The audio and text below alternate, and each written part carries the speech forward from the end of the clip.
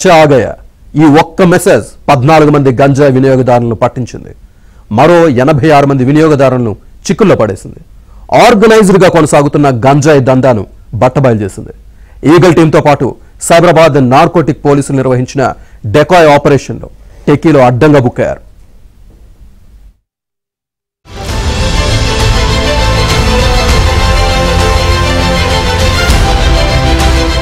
IT కార్డర్లో యథేచ్ఛగా గంజాయి వినియోగం జరుగుతోంది. డ్రగ్స్ పై పటిష్ట నిఘా పెట్టినా వివిధ మార్గాల్లో గంజాయి తెప్పించుకొని గంటల కొద్దీ ఆ మత్తులో జోగుతున్నారు. ఐటీ కార్డర్లోని గంజాయి వినియోగం సరఫరాపై నార్కోటిక్ పోలీసులకు సమాచారం అందింది. దీంతో ఈగల్ టీం, సైబరాబాద్ నార్కోటిక్ పోలీసులు ఓ డెకాయ్ ఆపరేషన్ ప్లాన్ చేశారు. ఆదివారం నిర్వహించిన ఈ డెకాయ్ ఆపరేషన్ లో 14 మంది రెడ్ హ్యాండెడ్ గా పట్టుబడ్డారు. డెకాయ్ ఆపరేషన్ లో సంచలన విషయాలు వెలుగు చూశాయి.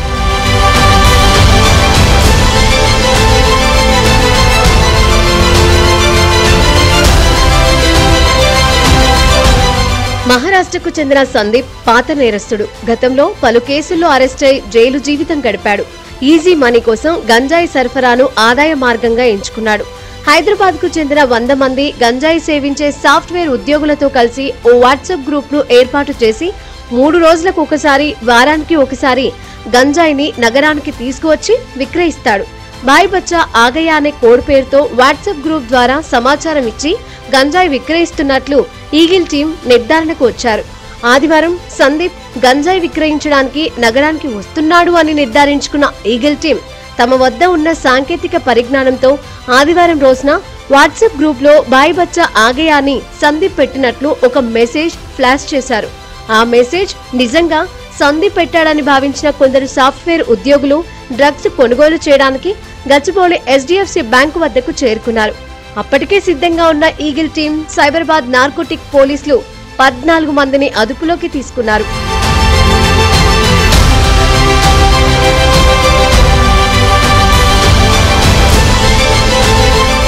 ఈగిల్ టీంను చూసిన నిందితుడు సందీప్ పరారయ్యాడు. నార్కోటిక్ పోలీసులకు సందీప్ ఫోన్ లభ్యమైంది.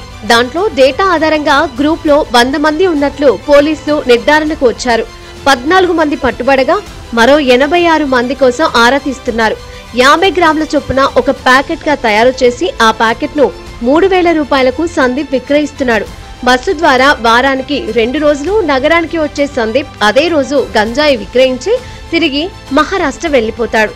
పని ఒత్తిడి, వ్యక్తిగత అంశాల వల్ల సాఫ్ట్వేర్ ఉద్యోగులు మత్తుకు అలవాటు పడుతున్నారు. 4 ఏళ్ల పిల్లాడితో భార్యాభర్తలు గంజాయి కొనుగోలు చేయడానికి రావడం నార్కోటిక్ పోలీసులను, ఈగిల్ టీంను విస్తుపోయేలా చేసింది. ఆ దంపతులిద్దరికీ డ్రగ్స్ టెస్టులు చేయగా ఇరువురికి పాజిటివ్ వచ్చింది. సో ఎప్పుడైతే మీరు ఒక అనుమానం ఉన్నా, డౌట్ ఉన్నా కూడా మీరు 1908 కాల్ చేయొచ్చు. ఇంకా మీకు ఒకవేళ ఇంకా డౌట్ ఉంది, ఇప్పుడే మావాడు పిల్లగాడు ఏమన్నా ఇబ్బంది పడుతున్నాడు అన్నప్పుడు మీరైనా మాట్లాడి please send them to deaddiction centre. So it is not ఇప్పుడు ఎక్కడో అవుతుందని కాదు, ఇట్ ఈస్ హ్యాపెనింగ్. మనం చాలామందిని చూస్తున్నాం. నేను దాదాపు ఈ 14 మందిలో కూడా చాలామంది స్టూడెంట్స్, చాలామంది అందరూ కూడా 20 నుండి 35 సంవత్సరాల మధ్యలో వాళ్ళే ఉన్నారు. సో ఇప్పుడే గాంజాయికి అలవాటు పడితే అది అలాగే కంటిన్యూ అయ్యి సింథటిక్ డ్రగ్స్ దాకా వెళ్ళి ఇంకా ఇబ్బంది అయ్యే అవకాశం ఉంటుంది. సో ఈగల్ ఆర్గనైజేషన్ తరఫున so I request public to report more about information related to drugs to 1908. Sandeep ఘటనతో ఈగల్ టీం, నార్కోటిక్ పోలీసులు అలర్ట్ అయ్యారు. నార్కోటిక్ పోలీసులు ప్రధానంగా సింథటిక్ డ్రగ్స్ మీదనే ఎక్కువగా నిఘా ఉంచుతున్నారు.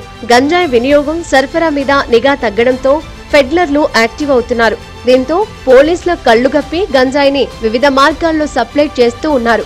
ప్రధానంగా వాట్సాప్ తో పాటు సోషల్ మీడియా యాప్ల ద్వారా ఆర్డర్లు సేకరించి నేరుగా కన్జ్యూమర్స్ కు చేరవేస్తున్నారు. మత్తు పదార్థాలను సరఫరా